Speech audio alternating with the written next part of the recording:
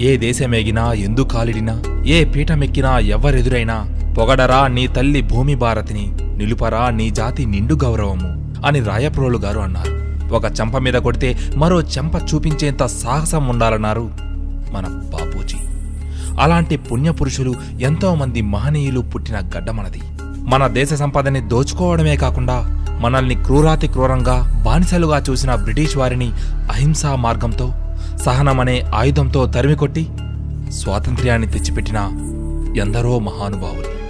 అందరికీ వందనాలు. మీకు హృదయపూర్వక స్వాతంత్ర్య దినోత్సవ శుభాకాంక్షలు. ఏ దేశమేగినా